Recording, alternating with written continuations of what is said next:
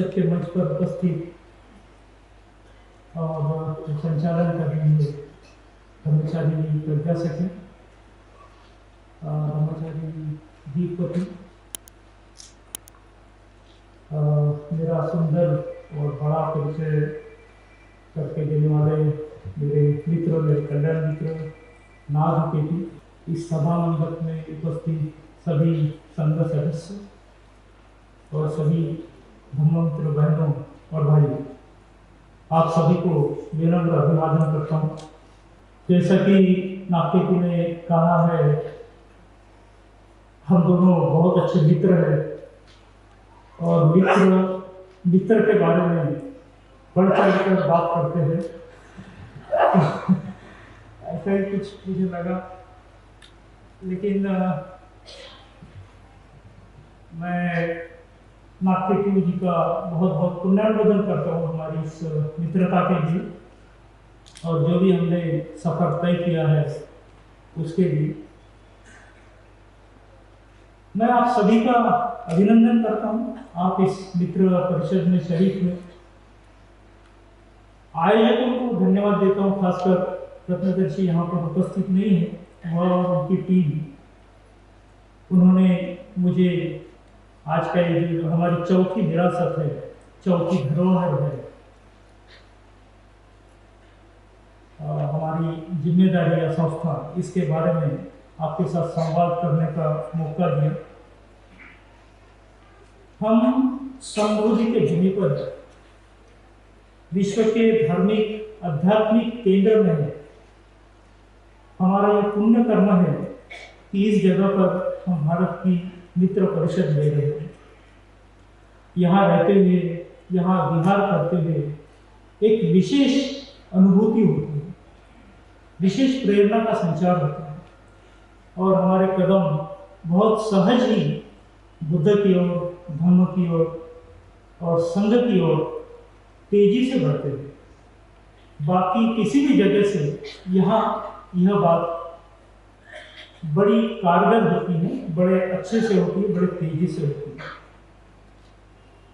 आपने इसके पहले विवेकानंद जी से शिक्षा की विरासत के बारे में सुना, नागकेटी जी से अपने आचरण की विरासत के बारे में सुना, और कल प्रज्ञा सखी जी और अताप चित्त जी, इनसे प्रेरणा या कल्याण मित्रता के बारे में सुना। और ये जो चौथी विरासत है जिम्मेदारी की या संस्था की या स्ट्रक्चर की, उसके बारे में बात करने के लिए आपके सम्मुख खड़ा हूँ। पिछले 5 दिनों से हमारी यह मित्र परिषद जारी है। यहाँ बैठकर हम ध्यान कर रहे हैं, पूजा कर रहे हैं, प्रवचन सुन रहे हैं, एक दूसरे के साथ संवाद कर रहे हैं, कल्याण मित्रता को मजबूती प्रदान करने की कोशिश कर रहे हैं, खाना खा रहे हैं, चाय पी रहे हैं, गप्पे लड़ा रहे हैं, इस मित्र परिषद का आनंद ले रहे हैं। सोचिए, अगर ये सभा मंडप नहीं होता, अगर ये खाने का मंडप नहीं होता, तो क्या हम सब ये कर पाते? मित्र संगठक सभा नहीं होती तो क्या हम ये सब कर पाते? अगर मित्र संगठक सभा ने यह जिम्मेदारी नहीं ली होती तो हम इस तरह इस भूमि पर इस त्रिरत्न केंद्र बोधगया में नहीं होते। यही कमाल है, मैं कहूँगा यह जादू है हमारी चौथी विरासत की, जिम्मेदारी की, संस्था की, हमारे संसाधनों की, और जो कुछ भी हमारा स्ट्रक्चर है त्रिरत्न बौद्ध महासंघ का, उसका। आप भारत के अनेक हिस्सों से आए हैं, नागपुर से है, मुंबई से है, पुणे, औरंगाबाद से है, विदर्भ से है, कोई उत्तर प्रदेश से है, बिहार, राजस्थान, दिल्ली, देहरादून, उड़ीसा, गुजरात, तमिलनाडु, ऐसे अनेक शहरों से और प्रदेशों से आप लोग इकट्ठा हुए। माफ कीजिए, कोई शहर छूट गया होगा। तो ऐसे सभी जगह से आप त्रिरत्न बौद्ध महासंघ के किसी केंद्र से आए हुए या किसी संस्था से जुड़े हुए। हम त्रिरत्न बौद्ध महासंघ को एक आंदोलन कहते हैं। लेकिन इस आंदोलन को चलाने के लिए संस्थाओं की जरूरत होती है, स्ट्रक्चर की जरूरत होती है और उन संस्थाओं की जिम्मेदारी लेने वाले लोगों की जरूरत होती है। इसलिए हमने अलग अलग जगहों पर, अलग अलग प्रदेशों में, अलग अलग देशों में, यहाँ तक कि विदेशों में भी हमारा धर्मजाल बुना हुआ है, धर्म नेटवर्क हमने निर्माण किया है। मैं कहूँगा एक सुवर्ण जाल हमने निर्माण किया है। तो कल्पना कीजिए कि यह केंद्र या संस्थाएं नहीं होती तो आप यहाँ आ पाते? मैं तो कहूँगा आप धम्म मित्र भी नहीं बन पाते। और यह संस्थाएं अगर नहीं रही, यह स्ट्रक्चर अगर नहीं रहा, तो भविष्य में आप ब्रह्मचारी या ब्रह्मचारिणी भी नहीं बन पाएगा। इसके पहले, ये मित्र परिषद के पहले यहाँ पर संघ परिषद है। दुनिया के अनेक हिस्सों से, सभी खंडों से यहाँ पर करीब करीब 700 संघ सदस्य उपस्थित हुए थे। उसमें से करीब 200 संघ सदस्य विदेशों से आए थे। ये सारे संघ सदस्य भी किसी न किसी केंद्र या संस्थाओं से जुड़े हुए थे या जुड़े हुए हैं। तो यही ताकत है, यही बल है हमारी संस्थाओं का और संस्थाओं की जिम्मेदारी लेने वालों का। थोड़ा प्रज्ञा सखी जी ने भी जिक्र किया है संस्था का, नाट्य जी ने भी किया है। और हमारा खासकर हमारा संघ सदस्यों का एक निरीक्षण है, आकलन है, ये देखने में आया है कि बहुत सारे लोग अभ्यास में तो रुचि लेते हैं, ध्यान साधना में भी काफ़ी उत्साह दिखाते हैं, मित्रता संपर्क भी अच्छा करना चाहते हैं, लेकिन जिम्मेदारियों से डरते हैं, मेहनत से डरते हैं। लेकिन हमें याद रखना चाहिए कि कुछ महान व्यक्तियों ने इतनी मेहनत की है और उनकी मेहनत के कारण, उनकी जिम्मेदारियों के कारण हमारे लिए अच्छे दिन निर्माण हुए। मैं हमारे गुरु संरक्षित जी की बात करना चाहूँगा, बाबा साहब की बात करना चाहूँगा, अनागरिक धर्मपाल जी की बात करना चाहूँगा। एक जगह उर्वेल संरक्षित जी कहते हैं, इस संघ के निर्माण के लिए शायद मैं उचित व्यक्ति नहीं था। तो बहुत महत्वपूर्ण है उनका वाक्य। वह कहते हैं कि शायद मैं उचित व्यक्ति नहीं था, लेकिन मुझे कोई दूसरा व्यक्ति नजर नहीं आया जो यह जिम्मेदारी ले। यह विशाल, बड़ी कठिन और क्रांतिकारी जिम्मेदारी भंते जी ने अपने कंधों पर ले ली। अगर चाहते तो भंते जी ऐसे भी जी सकते थे कि वो बहुत अच्छे लेखक हैं, किताबें लिखते रहे, बहुत अच्छे कवि है, वो कविताएं करते रहे, अपना ध्यान करते रहे, किसी ने बुलाया तो व्याख्यान देते रहे, जहाँ मन हुआ घूम सकते थे। लेकिन उन्होंने इस तरह का आसान रास्ता नहीं चुना। उन्होंने बड़े ऊंचे उद्देश्य को पूरा करने की जिम्मेदारी ली, और यह जिम्मेदारी उन्होंने तब ली जब उनके पास कुछ भी नहीं था, कोई भी संसाधन नहीं था। उन्होंने संघ का पौधा बोया, उसे सींचा, संवारा। एक माली जैसे बगीचे का ध्यान रखता है, उसी तरह मेहनत करके उन्होंने उसे सुंदर, आकर्षक, मनोहर और विशाल बनाया। अपनी पूरी जिंदगी इस कार्य में उन्होंने लगा दी। यह बड़े संतोष की बात है, आनंद की बात है कि इस वर्ष भंते जी की जन्म का हम 100वां वर्ष मना रहे हैं। हम उनके प्रति हमारी कृतज्ञता प्रकट करना चाहिए, उस कृतज्ञता को जारी रखना चाहिए। हम बाबा साहब के प्रति कृतज्ञ हैं। उन्होंने ऐसी क्रांति की जिससे लाखों लोगों के जीवन बदल गए। बल्कि मैं तो ये कहूँगा कि लाखों लोगों को जीवन मिल गया, क्योंकि इसके पहले जो दलित पीड़ित और तथाकथित निम्न जातियों के लोग थे उनका जीवन नरक जैसा था। बाबा साहब भी खुद के लिए जी सकते थे, बड़े ऐशो आराम की जिंदगी जी सकते थे, लेकिन उन्होंने भी वैसा नहीं किया। हजारों लाखों लोगों का जीवन बदलने की बड़ी कठिन जिम्मेदारी उन्होंने भी स्वीकारा। यहाँ हमारे गुजरात के कुछ भाई बहन है उपस्थित है, आपको भी स्मरण होगा, पता होगा, जब बड़ौदा में उनका सामान उनकी जहाँ वह रहते थे वहाँ से फेंक दिया गया था और वह एक जगह पर बहुत निराश स्थिति में बैठे हुए थे। उसे आज संकल्प भूमि कहते हैं और वह 23 सितंबर 1923 का दिन था। उस जगह पर बैठकर उन्होंने संकल्प किया। कैसा संकल्प किया?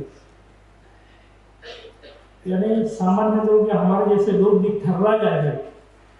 उन्होंने क्या सोचा कि अगर मैं मेरे लोगों का उद्धार नहीं कर सका तो खुद को गोली मार दूंगा। कितना बड़ा संकल्प किया था उन्होंने, खुद को गोली मार दूंगा। आपको पता है बाबा साहब हमारे लिए क्या है। केवल हमारे लिए काम नहीं किया उन्होंने, पूरे भारत के लोगों के लिए काम किया है। कई महाविद्यालय बनाए उन्होंने, कई संस्थाएं खोली, सामाजिक राजनीतिक संस्थाएं उन्होंने खोली, लोगों के जीवन में सुख लाया उन्होंने। तो बाबा साहब अगर ये जिम्मेदारी नहीं लेते तो हम यहाँ नहीं होते, आज की स्थिति में निश्चित ही नहीं होते। जैसा कि मैंने कहा, मैं अनागरिक धर्मपाल जी को स्मरण करना चाहता हूँ। वह श्रीलंका में जन्मे हैं, लेकिन भारत को उन्होंने अपनी कर्मभूमि बनाया। उन्होंने भी बोधिसत्व का जीवन जिया। आज हम बोध गया के महाबोधि महाविहार को जिस स्थिति में देखते हैं, उसका श्रेय अगर किसी को जाता है, सबसे ज्यादा श्रेय अगर किसी को जाता है तो वह अनागरिक धर्मपाल जी को जाता है। जब वह पहली बार 1891 में, यह साल भी बहुत महत्वपूर्ण है, 1891 में वह यहाँ पर बोध गया में आए थे। 1891 में ही बाबा साहब जन्मे हैं। तो जब वह इस संबोधि स्थल पर आए, जब उन्होंने वज्रासन पर माथा टेका, उन्होंने प्रतिज्ञा की। क्या प्रतिज्ञा की? मैं इस महाविहार को, इस स्थल को सुस्थिति में लाने के लिए मेरी जिंदगी दे देंगे। आपको पता होगा, यह जो महाविहार है हिंदू महंत के कब्जे में था। यहाँ तक कि बुद्ध की जो मूर्ति थी वह भी, उसे भी हिंदू देवता के रूप में पूजा जाता था, उसे बदल दिया गया था। और तो बौद्धों को वहां पूजा करने की मनाही थी।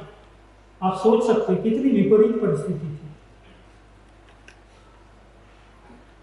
तो आज उनके कारण उनको ये श्रेय जाता कि हम बहुत आसानी से महाविहार में जा सकते हैं, पूजा कर सकते हैं, ध्यान कर सकते हैं, जो चाहे हम अपनी आस्था, जो हमारी श्रद्धा है, प्रकट कर सकते हैं। अनागरिक धर्मपाल जी का महाविहार के बाजू में ही एक विहार है।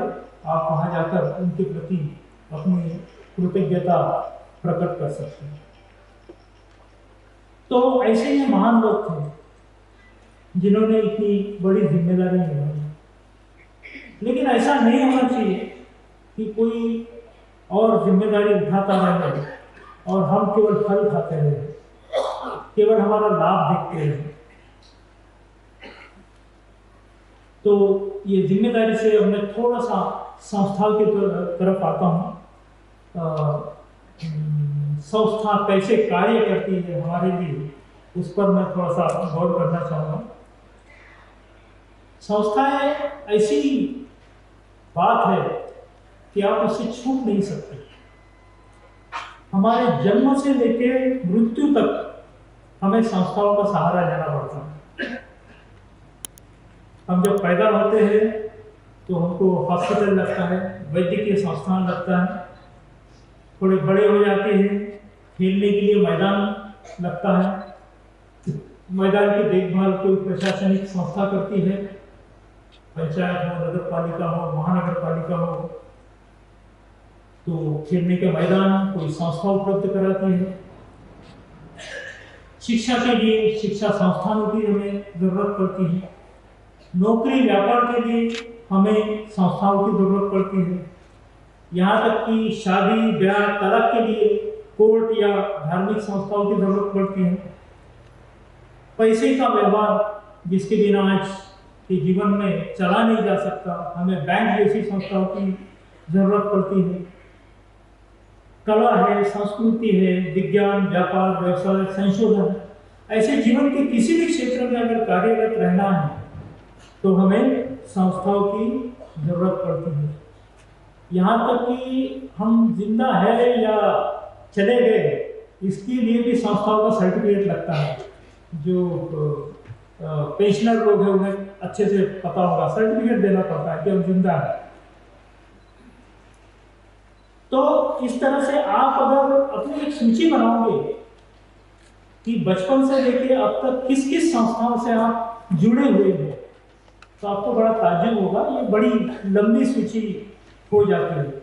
मुझे इतना ही कहना था कि संस्था का हमारे जीवन में कितना महत्वपूर्ण योगदान होता है। अभी हम थोड़ा सा हमारे परंपरा के ऊपर आते हैं, हमारे धरोहर की तरफ थोड़ा सा गौर करते हैं।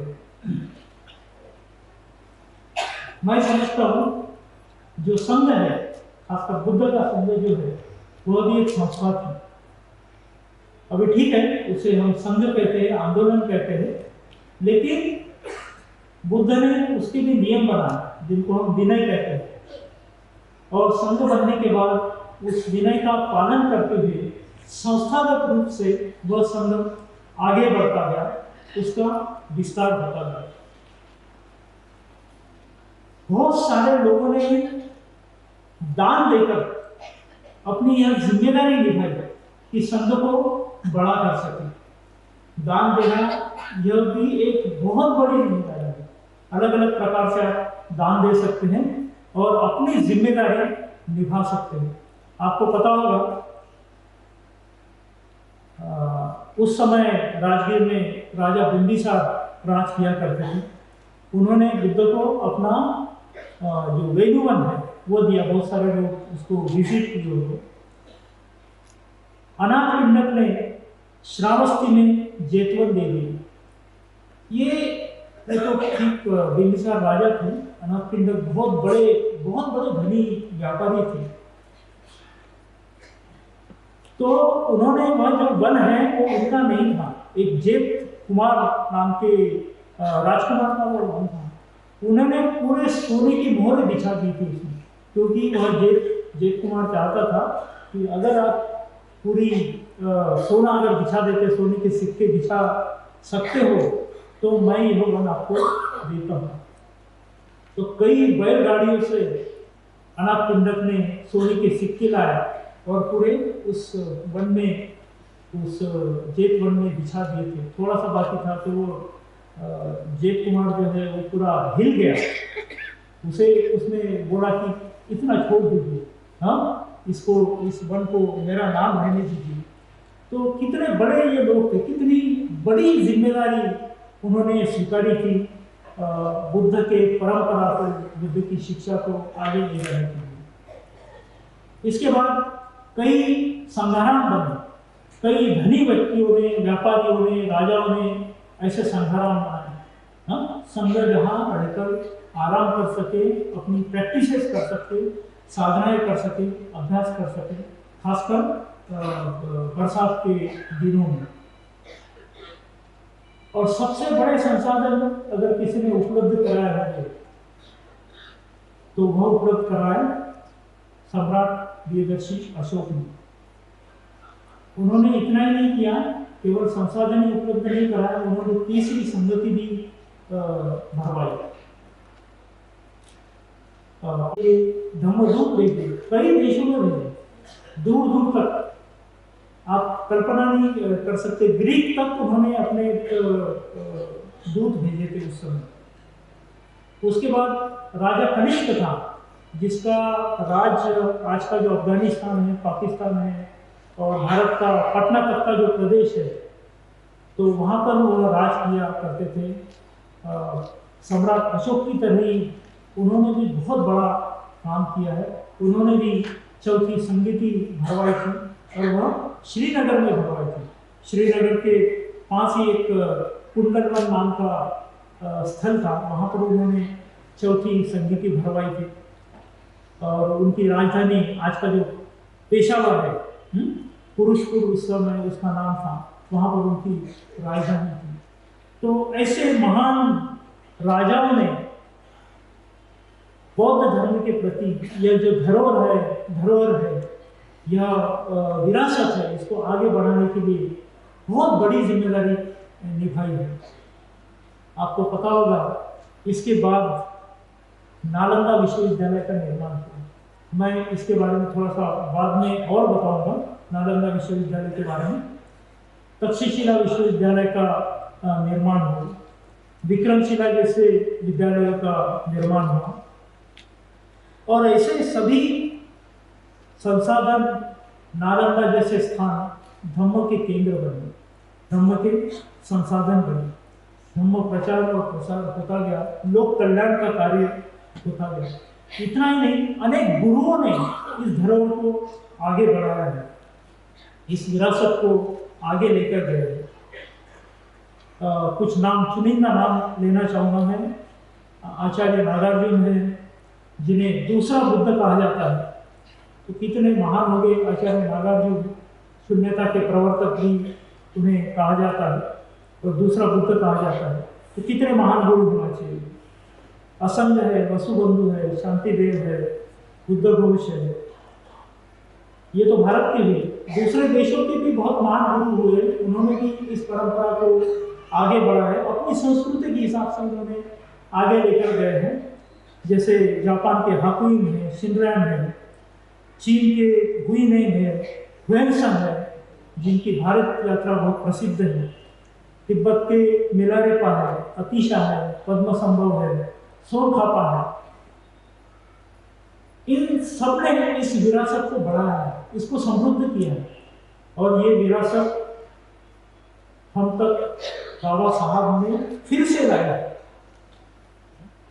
यह विरासत एक प्रकार से लुप्त हो गई थी, लेकिन यह श्रेय बाबा साहब की धम्म क्रांति को जाता है कि हमें यह फिर से प्राप्त हुई है और भंते संरक्षित जी के कारण हम इस विरासत को समझने की कोशिश कर रहे हैं, समझ पा रहे हैं।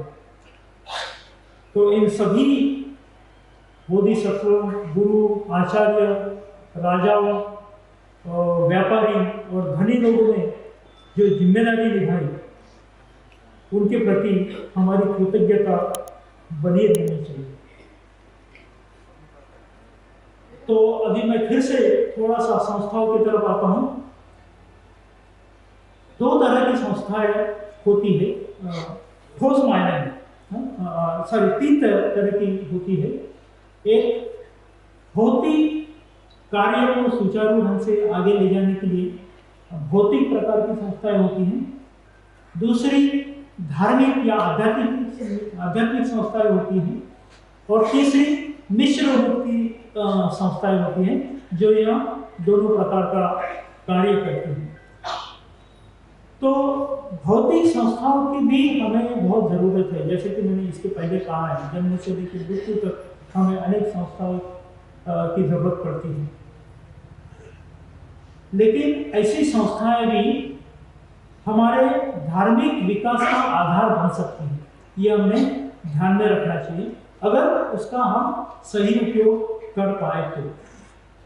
लेकिन सहसा ऐसा होता है कि जो यह भौतिक संस्थाएं हैं, हमें गुट का सदस्य बनाती हैं, ग्रुप का मेंबर बनाती हैं और यह कनिष्ठ उत्क्रांति जो हम कहते हैं, उसमें सहायक होती है। दूसरी जो संस्था होती है धार्मिक या आध्यात्मिक संस्था है, यह हमें स्वतंत्र व्यक्ति बनाती है, इंडिपेंडेंट इंडिविजुअल पर्सन बनाती है। तो ऐसी संस्थाओं में रहने से बूट में भी हम स्वतंत्र रूप से रह सकते हैं, वो काबिलियत हमें निर्माण हो सकती है।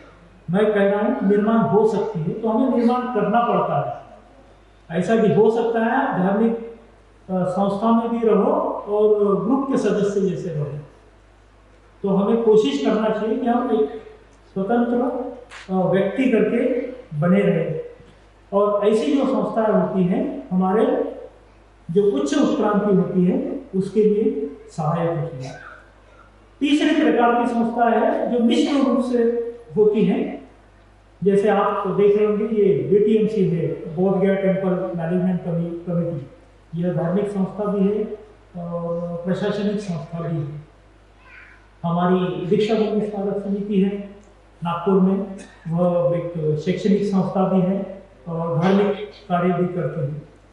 हमारी खुद की संस्था है जिसका जिक्र प्रज्ञा सत्य ने किया, टीबीएमएस नागपुर है, टीबीबीजी पुणे की संस्था है, बहुजन हिताय पुणे है।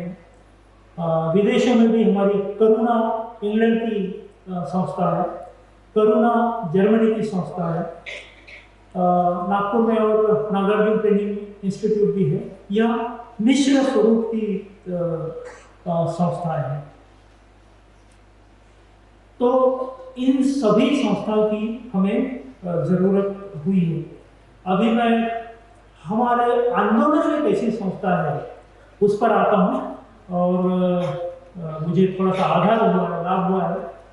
परसों नागपुर जी ने उन संस्थाओं का या उन हमारे 3 प्रकार की संस्थाओं का उनके प्रवचन में उल्लेख किया है। तो हमारी पहली संस्था जो होती है वह हमारा सेंटर है, हमारा केंद्र होता है। दूसरा हमारा ऑर्गेनाइजेशन या संस्था है वो है कम्युनिटी, जिसको हम आध्यात्मिक कुल कहते हैं। और तीसरी हमारी संस्था है वो है हमारे सहकारी व्यवसाय, कोऑपरेटिव बोल सकते हैं उनको। तो सेंटर बहुत बड़ी भूमिका निभाता है हमारे धर्म प्रचार और प्रसार के लिए, हमारे संघ के विस्तार के लिए। यह संघ सदस्य, धम्ममित्र और बाहर के जो लोग हैं, खासकर जिनको हम धम्म सहायक कह सकते हैं, उनको जोड़ने का, उनको संघ में लाने का बहुत बड़ा साधन है, बहुत बड़ा केंद्र होता है। तो यहाँ पर हम धर्माभ्यास करते हैं, ध्यान साधना करते हैं, सामूहिक कार्यक्रम करते हैं, संवाद करते हैं और खासकर दूसरे लोगों को संपर्क में लाते हैं। दूसरी जो संस्था है जिनको हम आध्यात्मिक कुल कहते हैं, तो यह जिनको धर्म में काफी रुचि है और जो ऐसा समय निकाल सकते हैं, परिवार के बिना रह सकते हैं, यह परिवार को पर्याय करके आध्यात्मिक कुल है। तो इसमें रहकर सदस्य धर्माचरण का अनुभव ले सकते हैं और अपनी मित्रता को और अधिक गहराई में लेके जा सकते हैं। तीसरी जो संस्था है वह हमारी सहकारी व्यवसाय है। यह नैतिक जीवन जीने के लिए बड़ा लाभप्रद सिद्ध हो सकता है। साथ ही इसके कारण जो मुनाफा मिल सकता है, उस मुनाफे से हम धर्म प्रचार और प्रसार का कार्य कर सकते हैं।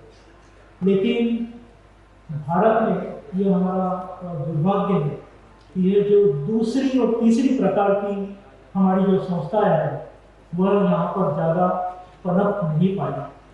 तो हमें यह भी कोशिश करना चाहिए कि हमारे जो आध्यात्मिक कुल है, कम्युनिटीज है और हमारे कोऑपरेटिव है, सहकारी व्यवसाय जो है वह कैसे आगे बढ़ सके, उनको हम कैसे निर्माण कर सकें। शुरुआत में यहाँ पर बहुत कोशिश हुई, लेकिन अभी यह लगभग नहीं के बराबर है। पूना दापोली में बहुत अच्छी कम्युनिटी थी, कई लोग नागपुर वहाँ पर रह चुके हैं। नागपुर में बहुत सुंदर कम्युनिटी थी। नागपुर में हमारा बहुत बड़ा व्यवसाय का त्रिरत्न शॉप था, लेकिन अभी वह कुछ कम पड़ गया है। लेकिन पश्चिम में इसका बहुत अच्छा विकास हुआ। आपको पता होगा हमारा लंदन में एक प्रमुख केंद्र है, लंदन बुद्धिस्ट सेंटर। 1.5 साल पहले मैं इसको भेंट दिया और मैं उस केंद्र से बहुत बहुत ज़्यादा प्रभावित हूँ। लंदन बुद्धिस्ट सेंटर लंदन के बीचों बीच वह बहुत बड़ा केंद्र है हमारा। वह केवल केंद्र नहीं है, तो उनका खुद का रेस्टोरेंट है, उनका खुद का शॉप है, उनकी खुद की कम्युनिटी है और इतना ही नहीं, एक बहुत ही सुंदर उनका शिविर केंद्र भी है, वज्रासन नाम का। और आपको ताज्जुब भी होगा और खासकर महिलाओं के लिए यह बहुत प्रेरणादायक बात है कि उसकी जो चेयरवुमन जो है वह अश्वेत महिला है, सूर्य गुप्ता नाम की। तो काफ़ी एक्टिव ऐसी महिला है और उनके मेहनत के कारण, उनके जिम्मेदारी के कारण इस केंद्र ने इतनी प्रगति की है। तो उस तरह के केंद्र हमारे यहाँ पर निर्माण होना बहुत ज़रूरी है। अभी ये जो संस्था होती है, इसके भी हमारा जो सहभाग है संस्थाओं में, वह 30 स्तरों में रह सकता है। तो यह स्तर भी बहुत महत्वपूर्ण हो सकते हैं। पहला स्तर यह है जो हम सब लोग ज़्यादातर लोग कर रहे हैं, संस्था में शामिल रहना या संस्था एक प्रकार से चलाना। अभी हो सकता है बहुत सारे लोग केवल शामिल हो सकते हैं, हाँ, चलाने में उनकी शायद भूमिका नहीं हो सकती है, हाँ, लेकिन कोशिश करना चाहिए कि हम इसमें शामिल उसको चलाने में भी हमारा योगदान दें। तो अगर हम संस्था में शामिल हैं तो उस संस्था के प्रति हमारी जिम्मेदारी बनती है। केवल उसमें रहना, हाँ, एक जिसको क्या बोलना चाहिए, जो एक अंग्रेज में बड़ी अच्छी कहावत है, डेड फिश कहा जाता है, हाँ, यानी मृत मछली जैसा रहना। तो वैसा हमें संस्थाओं में नहीं रहना चाहिए, वैसा हमें हमारे केंद्र में नहीं रहना चाहिए। कोई जो भी कर रहे हैं, हमारे चेयरमैन है, हमारे मित्र संगठक है, हमारे ऑर्डर करने में है, हाँ, वो जिम्मेदारी निभाते रहेंगे, हम तो बस लाभ लेना है। तो इस तरह का अप्रोच, हाँ, हमारा नहीं रहना चाहिए। हमें सोचना चाहिए कि क्या हमारे कारण संस्था की प्रगति हो रही है, या ऐसा तो नहीं होगा कि हमारे कारण संस्था कुछ नीचे जा रही है, खासकर हमारे आचरण के कारण नीचे तो नहीं जा रही। क्या हम संस्थाओं में पर्याप्त उत्साह के साथ काम कर रहे हैं या निरुत्साही रहते हैं हमेशा?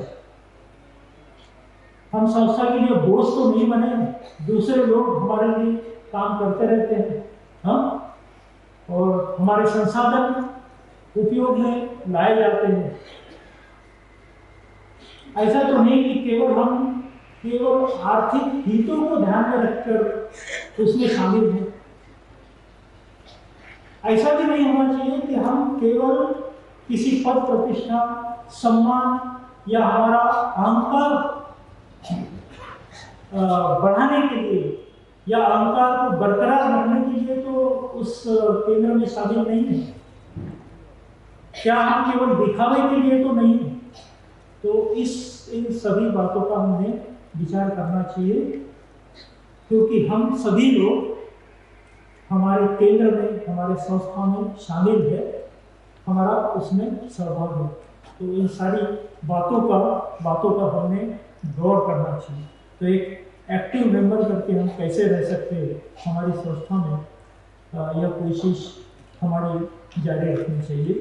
अगर नहीं है तो उसको निर्माण करना चाहिए। दूसरा स्तर है कि किसी अच्छी संस्था का निर्माण करना एक बड़े उद्देश्य के लिए, बड़े ध्येय के लिए, लेकिन यह इतना आसान नहीं होता। किसी ने भी उठ-सुट कोई संस्था का निर्माण नहीं करना चाहिए। संस्था का निर्माण करने के लिए एक दृष्टि की जरूरत होती है, पर्याप्त अनुभव की जरूरत होती है और खासकर मेहनत करने की तैयारी जरूरी होती है। तो यह अगर है तो हम नए संस्थाओं का निर्माण कर सकते हैं और कई संस्थाओं का निर्माण करने की जरूरत हमें है हमारे आंदोलन में। ऐसा नहीं कि जितनी संस्था है वह पर्याप्त है हमारे लिए। खासकर मुझे दिखाई नहीं देता कि हमारी कोई संशोधन की संस्था है, रिसर्च की कोई हमारी संस्था है या कोई फाइनेंशियल इंस्टीट्यूशन हमारे पास है। यह विदेश में है, जैसा मैंने बताया करुणा यूके है, करुणा जर्मनी है, फ्यूचर धर्म फंड जैसी संस्था है इंग्लैंड में। लेकिन हमारे यहाँ ऐसी कोई फाइनेंशियल इंस्टीट्यूशन नहीं है जिसके कारण हम हमारे केंद्रों को, हमारी गतिविधियों को मदद कर सकें। तो ऐसी संस्थाएं बनाना भी बहुत जरूरी है। ये बात पर बहुत गौर करना चाहिए ऐसा मुझे लगता है। अभी मैं नाम नहीं लेना चाहता हूँ, लेकिन भारत में ऐसा एक ऑर्गेनाइजेशन है जिनके संस्थाओं का बहुत बड़ा जाल है पूरे भारत में ही नहीं तो विदेशों में भी उन्होंने अपनी संस्थाएं बनाई हुई है और उन संस्थाओं के माध्यम से वह उनके जो एम्स एंड ऑब्जेक्ट और एजेंडा है उसको वह आगे बढ़ाने की कोशिश कर रहे हैं और फिलहाल तो बड़े जोर शोर से उसको आगे बढ़ा रहे हैं। ये किसके भरोसे कर रहे हैं? उनके संस्थाओं के भरोसे कर रहे हैं। उनके संस्था का जो नेटवर्क बनाया है, जाल बिछाया है, उसके भरोसे पे ये कर रहे हैं। और बहुत सारा गवर्नमेंट का जो पैसा है वह उपयोग में लाते हैं। तो हमारी भी ये कोशिश होना चाहिए कि हमारी भी ऐसी संस्थाएं बननी चाहिए, सैकड़ों संस्थाएं बनना चाहिए, हजारों संस्थाएं बनना चाहिए जो हमारे जो एम्स एंड ऑब्जेक्ट है, हमारे जो ध्येय उद्देश्य है उसको पूर्ण करने में सहायक हो सके। अभी तीसरी बात है, वह बहुत बड़ी बात है, यह सबसे ऊंचा स्तर है संस्थाओं का, वह है खुद संस्था जैसा बनना। मैंने जो जिक्र किया है मेरे प्रवचन की शुरुआत में, मैंने भंते जी का उल्लेख किया है, बाबा साहब का उल्लेख किया है, उर्गेन संरक्षण जी का उल्लेख किया है। यह लोग खुद एक संस्था है। ये ऐसे महान विभूति हो गए हैं, बुद्ध बोधिसत्व हो गए कि उनके ऊपर अभी अभ्यास होता है, उनके ऊपर संस्थाएं बनती हैं, उनके एक एक पहलू के ऊपर संस्थाएं बनती हैं। तो बुद्ध एक संस्था है, बाबा साहब एक संस्था है, उर्गेन संरक्षण जी एक संस्था है, अनागरिक धर्मपाल जी एक संस्था है, संत कबीर एक संस्था है। तो संस्था का जब हम विचार करते हैं तो हमें सोचना चाहिए कि हमारा लक्ष्य क्या हो, हमारा अंतिम लक्ष्य क्या हो। तो हमारा अंतिम लक्ष्य यही होना चाहिए कि हम बोधिसत्व जैसा कार्य करें, हम अनागरिक धर्मपाल जैसा काम करें, हम बाबा साहब जैसा काम करें, हम उर्गेन संरक्षण जी जैसा काम करें। तो यह सबसे ऊंचा उद्देश्य है। अगर संस्थाओं का स्तर देखा जाए, आखिरी स्तर ये हो सकता है। लेकिन इसके विपरीत थोड़ा सा निराशा होती है कि हमारी जो संस्था है, अब ये अच्छी बात है कि हमारी जो त्रिरत्न महासंघ की जो संस्था है अच्छे काम कर रहे हैं, दुनिया भर में अच्छे काम कर रहे हैं, भारत में भी अच्छा काम हो रहा है, लेकिन बहुत अच्छा हो रहा है ऐसा नहीं बोल सकते। इसमें बहुत सुधार की जरूरत है और शायद मुझे कहने में कोई हिचक नहीं है कि हमारा शायद इतना प्रभाव बाकी लोगों पर नहीं पड़ रहा कि बाकी लोग भी धर्म की ओर अग्रसर है, या बाकी जो क्षेत्र है उसमें भी हमारा इतना प्रभाव नहीं पड़ रहा कि उनमें सुधारना हो। हमारी शैक्षणिक संस्थाओं में सुधारना होना बहुत जरूरी है। आप देख सकते हैं हमारी राजनीतिक संस्थाओं की क्या हालत है फिलहाल, हमारी धार्मिक संस्थाओं की भी क्या हालत है। यहाँ तक कि बाबा साहब ने जो संस्थाएं निर्माण की थी उसकी भी क्या हालत है। पीपल्स एजुकेशन सोसाइटी का अधिकार आप खोज कर देखो, उनकी क्या हालत है। लोग लड़ाई कर रहे हैं, झगड़े कर रहे हैं, कॉलेजेस लोगों ने बांट लिए हैं, कब्जा कर लिया है। तो ज़्यादा दिन नहीं हुए बाबा साहब को गए हैं, लेकिन इतने कम समय में इतनी बेकार अवस्था हो गई है खुद बाबा साहब ने निर्माण किए हुए संस्थाओं की। उनको लगता था कि राजनीति में हमारी बहुत अच्छी संस्थाएं हैं, रिपब्लिकन पार्टी की उन्होंने संकल्पना की थी, उसकी हालत कितनी खराब है। यहाँ तक कि दीक्षा भूमि स्मारक समिति जो नागपुर में हमारी संस्था है उसकी हालत क्या है। पिछले वक्त लोगों को बहुत बड़ा आंदोलन करना पड़ा उस संस्था के निर्णय बदलने के लिए। तो हमारा काम बहुत बड़ा है, हमें बहुत मेहनत करना पड़ेगा, संघों को बहुत मेहनत करना पड़ेगा, धर्माचार्यों को मेहनत करना पड़ेगा, धर्म मित्रों को बहुत मेहनत करना पड़ेगा। तो अभी ये संस्था जो है उसका एक थोड़ा सा और कुछ दो संस्थाएं हैं जो बड़ी रोचक है, तो उसकी तरफ मैं आपका ध्यान आकर्षित करना चाहता हूँ और उन संस्थाओं में हमारी स्थिति कैसी है। वह मैं तीसरी इसका मैंने जिक्र किया है, लेकिन और जो दो संस्था है उनको संस्था कहा जाता है, ये भी आपको ताज्जुब होगा। वह है परिवार एक संस्था कहा जाता है, और दूसरा है वैवाहिक जीवन, उसको भी मैरिज इज एन इंस्टीट्यूशन कहा जाता है, फैमिली इज एन इंस्टीट्यूशन कहा जाता है। और तीसरा जो है हमारा केंद्र है। तो मैं थोड़ा गंभीर होने के लिए बोलता हूँ आपको। आपके जी ने उस दिन एक जिक्र किया था, बड़ा सुंदर जिक्र किया था। उन्होंने क्या कहा था कि शिविरों में तो लोग बड़े अच्छे नजर आते हैं, बड़े धार्मिक नजर आते हैं, बहुत अच्छे स्वरूप में दिखाई देते हैं, लेकिन जब यात्रा में जाते हैं तो उनका स्वरूप कुछ अलग दिखाई देता है।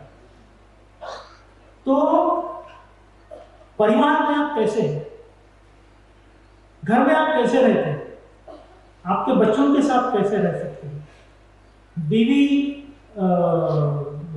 हस्बैंड के साथ कैसे रहती है, हस्बैंड वाइफ के साथ कैसा रहता है, हस्बैंड एंड वाइफ बच्चों के साथ कैसे रहते हैं, अगर बच्चे हैं तो वह अपने माँ बाप के साथ कैसे रहते हैं। ऐसा नहीं होना चाहिए कि हम परिवार में कुछ भी कैसे भी व्यवहार करते रहे और केंद्र में बड़ा अच्छी बातें करते रहे, अच्छा अभ्यास करते रहे, अच्छा ध्यान करते रहे, ऐसा ये ठीक नहीं। तो वो चेंजेस जो है, वो बदलाव है इस फैमिली इंस्टीट्यूशन में लाने बहुत जरूरी है। दूसरा इंस्टीट्यूशन है मैरिड लाइफ। सभी लोग मैरिड नहीं होंगे यहाँ पे, लेकिन जो मैरिड है उन्होंने ये ध्यान में लेने की जरूरत है, ध्यान में लेने की यानी उसके प्रति गंभीर होने की जरूरत है। जो मैरिड नहीं है वह परिवार में कैसे रहते हैं, वहाँ तक सीमित रह सकते हैं। तो हस्बैंड एंड वाइफ एक दूसरे के साथ कैसे रहते हैं, यह देखना बहुत जरूरी है।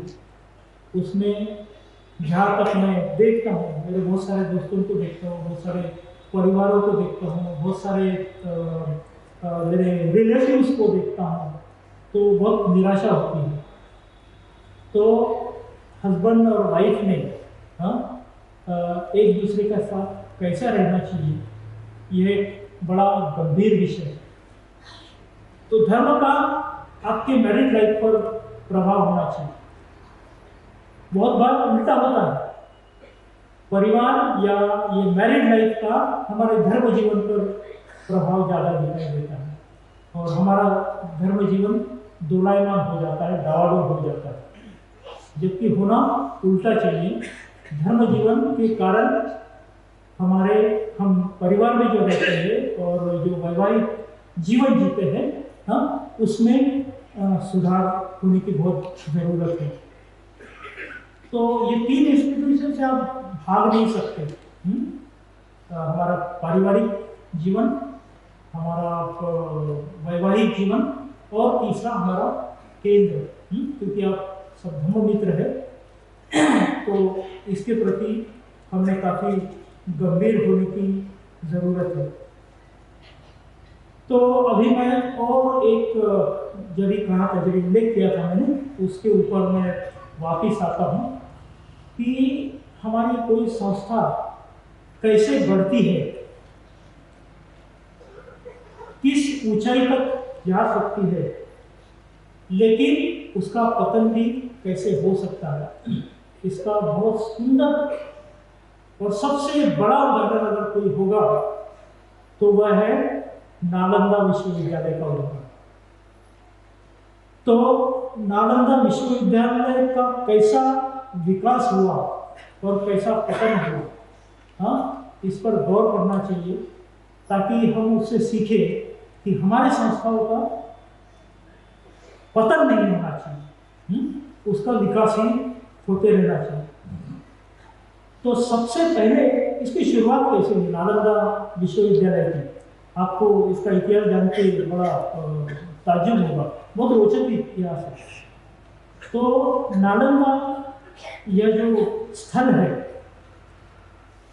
यहाँ पर एक बहुत बड़ा आम्रवन था और यह आम्रवन जो है, वहाँ के कुछ व्यापारियों ने बुद्ध को भेंट दिया था। तो यह शुरुआत है उस नालंदा विश्वविद्यालय की। बाद में करीब 200 साल के बाद जब सम्राट अशोक आया, तो सम्राट अशोक ने वहाँ पर स्तूप बनाया। स्तूप किसका बनाया? बुद्ध के जो सबसे अग्र शिष्य थे सारिपुत्र, उनका वहाँ उन्होंने स्तूप बनाया। वह स्तूप आज भी वहाँ पर बरकरार है, थोड़ा सा टूटा फूटा है, लेकिन आज जो ढांचा है वहाँ पर, उसमें सबसे बड़ा अगर कुछ है, सबसे ऊंचा अगर कुछ है, तो वह सारिपुत्र का स्तूप है। अब सारिपुत्र का स्तूप क्यों बना, यह भी जानने की बात है। तो उसके वो जो स्थल है, उसको नालक ग्राम भी कहा जाता है। और नालक ग्राम जो है, यह सारिपुत्र का जन्मस्थल था। सारिपुत्र उस नालक ग्राम में पैदा हुए थे और उनका जो परिनिर्वाण हुआ वह भी नालक ग्राम में हुआ। वो उनके घर में जाके परिनिर्वाण को स्थित हो गए। तो यह 3री शताब्दी में, ईसा पूर्व 3री शताब्दी में सम्राट अशोक ने सारिपुत्र का स्तूप बनाया था। तो उसकी ऊंचाई देखकर आप अभी भी स्तंभित होंगे, लेकिन इतना ही नहीं, इससे बड़ी इमारत वहाँ पर बनी थी। तो बाद में क्या हुआ, करीब 5वीं शताब्दी में 427 ईस्वी सन में गुप्त राजा थे, कुमार गुप्त, उन्होंने इस नालंदा विश्वविद्यालय की स्थापना करने में मदद की। और उसके बाद में जो पाल राजा थे उन्होंने उसको मदद की। तो पहले गुप्त राजाओं ने मदद की और बाद में गुप्त वंश के राजाओं ने मदद की और बाद में पाल वंश के राजाओं ने इसे मदद की करीब करीब 12वीं शताब्दी तक। और आपको पता है 12वीं शताब्दी के बाद उसका ह्रास हुआ। तो करीब करीब 1000 साल तक यह यूनिवर्सिटी, यह विश्वविद्यालय का विकास होता रहा। बड़े बड़े विद्वान यहाँ पर शिक्षा दिए। मैंने जो भी कुछ नाम दिया, नागार्जुन जो है, आचार्य नागार्जुन यहाँ पर शिक्षक थे, आचार्य थे। असंग यहाँ पर शिक्षक थे। वसुबंधु थे। ग्रैंडसन जो है वो भारत यात्रा पर जब आया तो वह नालंदा में रुके थे। तो ऐसे बड़े बड़े विद्वान गुरुओं का इसका लाभ हुआ। लेकिन फिर इसका ह्रास कैसे हुआ? अर्थात अनेक कारण है ह्रास होने के, लेकिन एक जो प्रमुख कारण रहा वह कारण रहा कि उस समय ज्यादातर लोग बिहार वासी हो गए थे। यह जो धर्म है, यह जो धम्म है, बिहार तक सीमित हो गया था। यह लोगों तक ज्यादा जा नहीं रहा था। बिहारों में भिक्षु रहते थे, आचार्य रहते थे, फिर वो खेरवादी हो, महायानी हो या वज्रयानी हो, अपने अपने उन्होंने सेंटर्स बनाए थे और वहीं पर उनकी जो गतिविधियां हैं वह केंद्रित हो गई थी। देखिए, एक बात हमें ध्यान में रखना चाहिए कि केवल विद्वत्ता की बातें करना पर्याप्त नहीं है। केवल विद्वत्ता की बातें करने से धर्म प्रचार और प्रसार नहीं होता, अर्थात वह जरूरी है, लेकिन केवल उसी से धर्म का प्रचार प्रसार नहीं होता। हमें लोगों तक पहुंचने की जरूरत होती है। हम सबकी जिम्मेदारी है, सब धर्म मित्रों की, सब धर्मचारियों की, कि हमारे धर्म सहायक बने, हम और लोगों तक पहुंचे, हम सभी प्रकार के लोगों तक पहुंचे, हम गरीब लोगों तक पहुंचे, हम मध्यम वर्गीय लोगों तक पहुंचे, हम धनी लोगों तक पहुंचे, हम राजनीतिक लोगों तक भी पहुंचे और उन पर हमारा कुछ प्रभाव हो, धर्म का कुछ प्रभाव हो।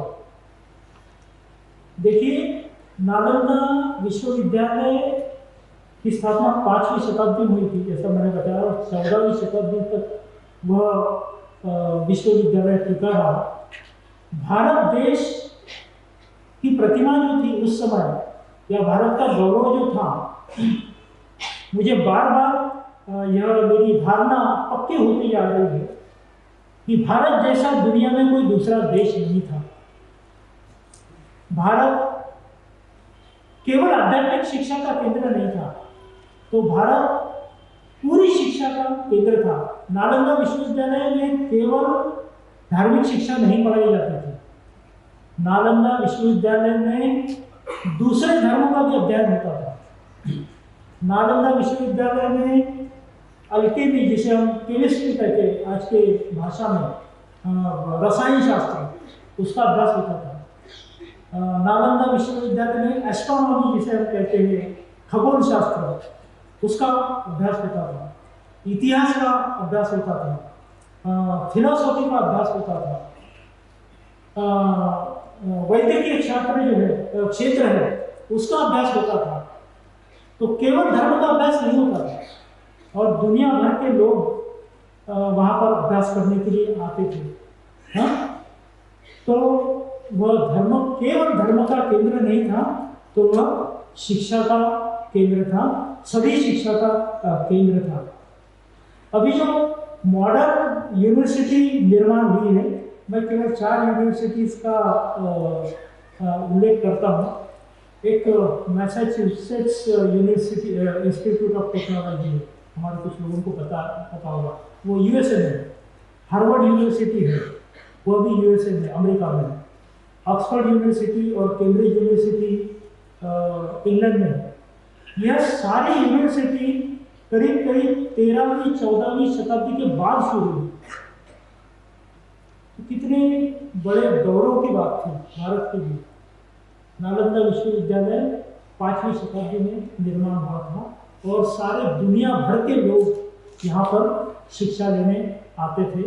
भारत का उसके कारण सम्मान था। केवल नालंदा ही नहीं थी, तो तक्षशिला भी थी, विक्रमशिला भी थी, और भी कई यूनिवर्सिटीज थी। और ये किसका योगदान है? यह धर्म का योगदान है। तो यह भारत का स्वर्ण काल है, क्योंकि हमारे पास इतनी अच्छी संस्थाएं थी, इतनी बड़ी संस्थाएं थी कि दुनिया भर के लोग उसका सम्मान किया करते थे। तो हमारी जिम्मेदारी बहुत बड़ी है।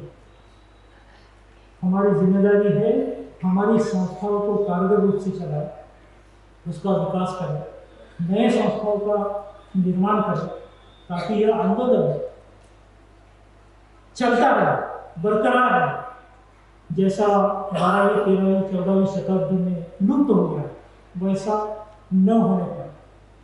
तो भाई और बहनों, ये जो चारों विरासतें हैं, शिक्षा की विरासत, आचरण की विरासत, प्रेरणा या कल्याण मित्रता की विरासत और जिम्मेदारी या संस्थाओं की विरासत, तो हमें प्रतिज्ञा करना चाहिए, प्रण करना चाहिए, प्रणिधान करना चाहिए कि इन चारों विरासतों का, परंपराओं का हम जतन करेंगे, संगोपन करेंगे, विकास करेंगे, तभी हमारा जीवन सार्थक होगा।